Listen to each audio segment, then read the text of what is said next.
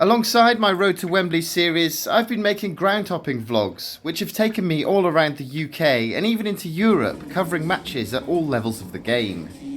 On Friday, I was down in Worcestershire at Bromsgrove Sporting's UK Electrical Stadium, where I saw them beat Biggleswade Town 3-0 to all but guarantee their Southern League Premier Division status. And as I was in the area, I travelled to Stourbridge on Easter Monday, to their War Memorial Athletic Ground.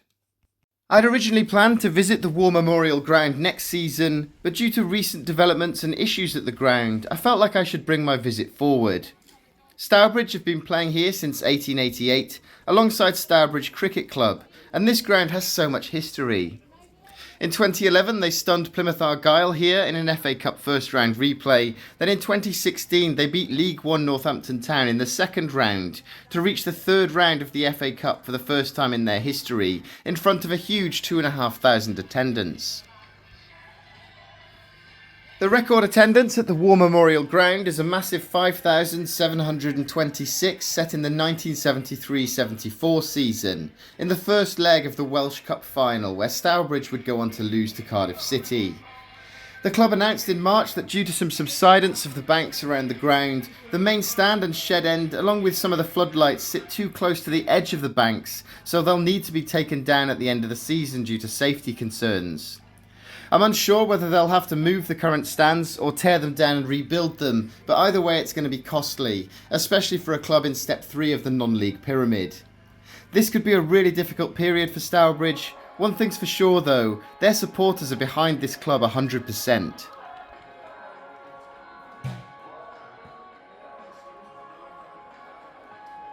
So, on another rainy afternoon, I arrived at the War Memorial Ground, ahead of the last ever game in its current state.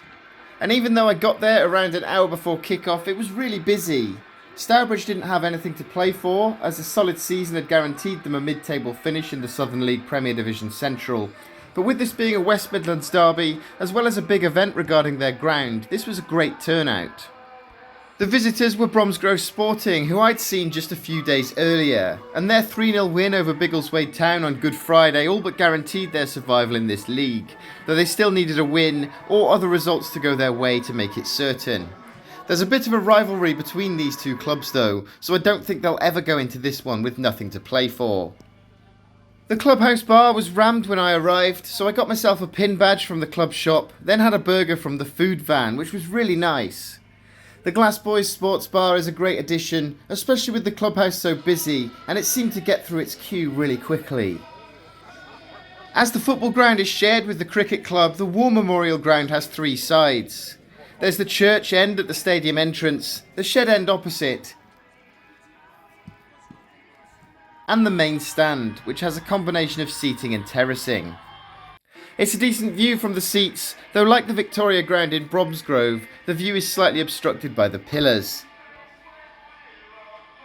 With the current issues regarding safety, the usual access point for the shed end had been cordoned off, meaning it was a bit of a walk around the cricket ground to access it, which wasn't an issue, especially as the sun had made an appearance before kick-off.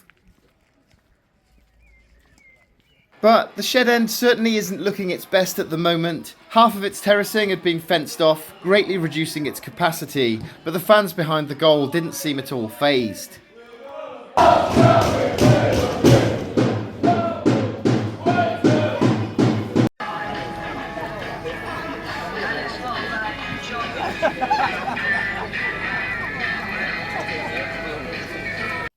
I found a place at the church end as the two teams came out onto the pitch. Stourbridge are in red, while Bromsgrove Sporting are in their green away kit.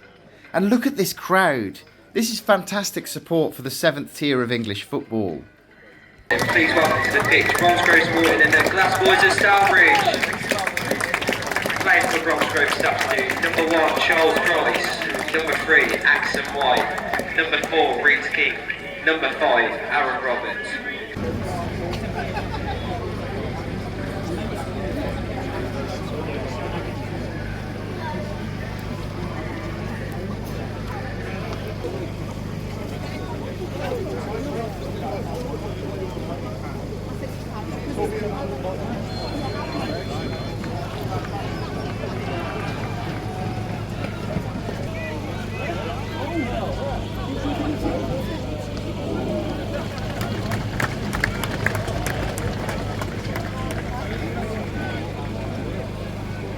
So the game kicked off with Stourbridge kicking towards the church end, and most of the noise was coming from the shed end, so I made my way down there. But annoyingly I missed the first goal while I was making my way over there.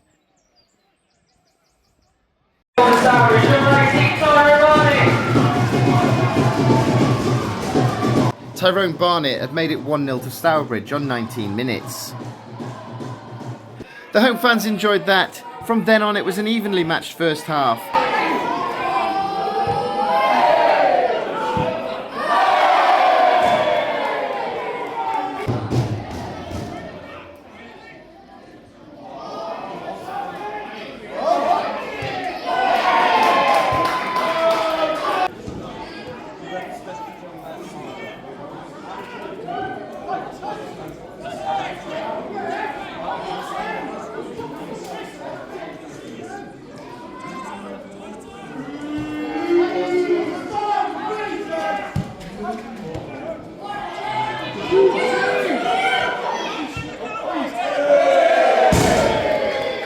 And what a save this is from homekeeper Lewis Benjamin.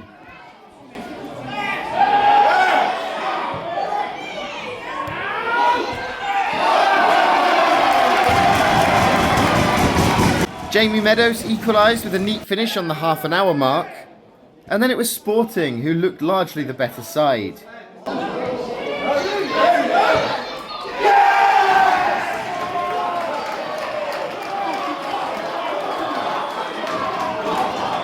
Bromsgrove, number 11, James Meadows.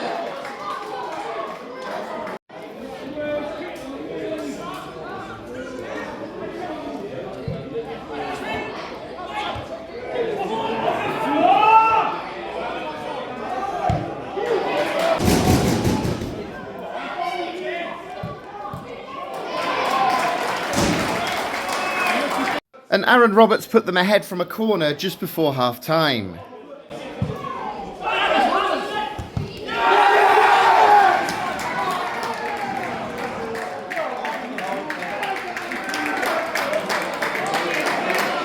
Goal for Bromsgrove.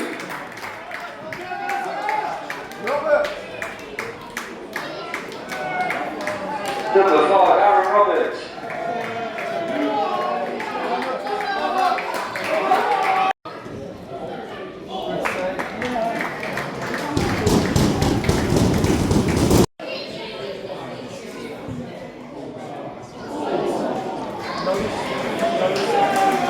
So the halftime score, Stourbridge 1, Bromsgrove Sporting 2, in an even game that's probably a fair scoreline. But I couldn't believe how many ex-Hereford players there were representing each team.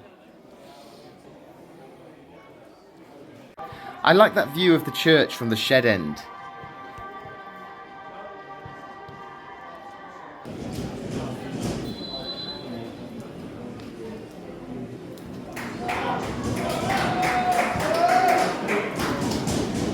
In the second half it was Stourbridge who looked more lively, with the crowd getting behind them.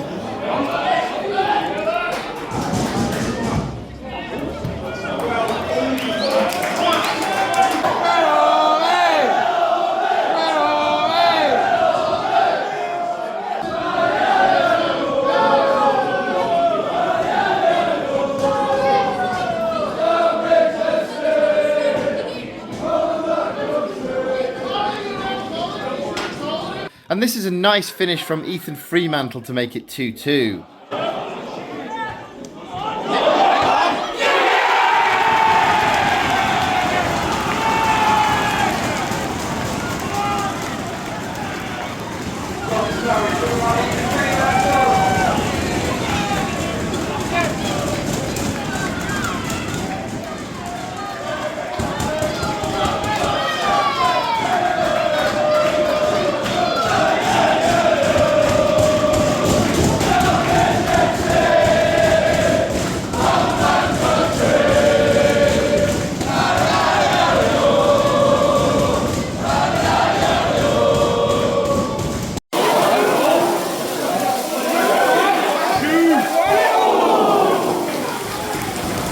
But then the rain came, and hail. To them, they're like 4, they don't. Yeah. So like, the girl one, she always gets scared, but when I'm there, because I'm like 3 foot tall or she's like, yeah, I'm like, I got her. Yeah, I got her.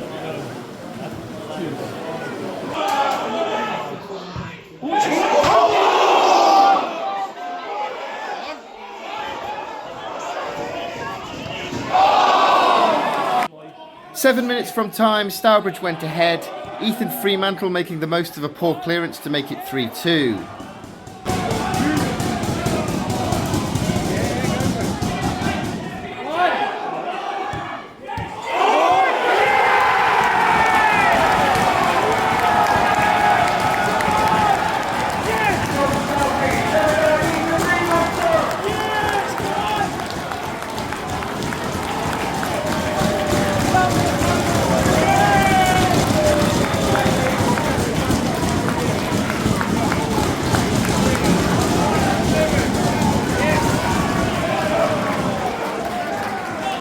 And within minutes, Tyrone Barnett added a fourth to put the game beyond the reach of Sporting.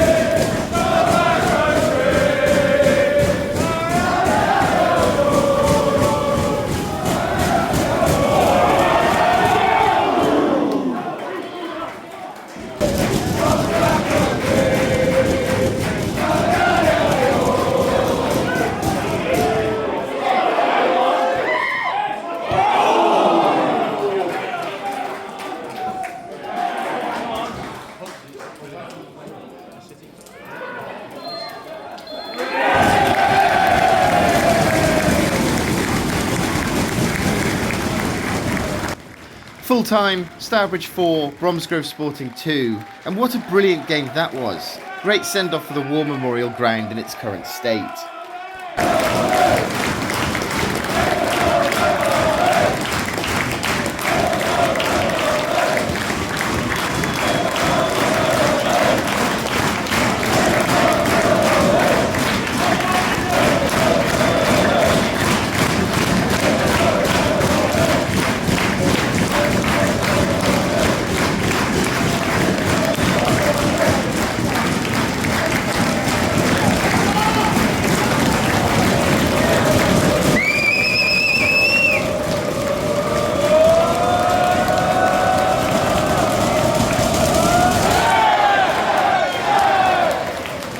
The attendance was 1,282, which is fantastic for this level of the game, and that's quite normal at Stourbridge, who are a really well supported club, and they demonstrated that on Monday. So with one game to go, Stourbridge move up to 9th in the table while Sporting are 14th. But despite that loss, other results went their way to ensure that Bromsgrove Sporting will be playing in the Southern Premier again next season, which was the main goal after that dreadful start to the season.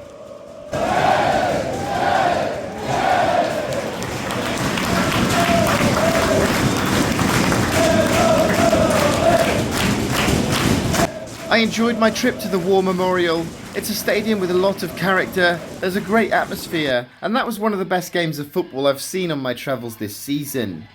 The food at the stadium is great, the clubhouse is massive, and the Glass Boys bar makes it quick and easy to get a drink, even when the ground's busy. I hope the club managed to resolve the issues with their ground ahead of the new season. It's a project I'll be following closely as I'm interested to see where they go with it, and I'll definitely be making another trip to Stourbridge next season. Let me know if you've been to the War Memorial, subscribe to my channel if you enjoyed this video, and I'm at Wembley Stadium for the second to last chapter of my Road to Wembley series when Nottingham Forest play Manchester City in the FA Cup semi-finals on Sunday. Who am I going to be following to the FA Cup final? Thanks for watching, and why not take a look at Friday's Matchday vlog from Bromsgrove Sporting.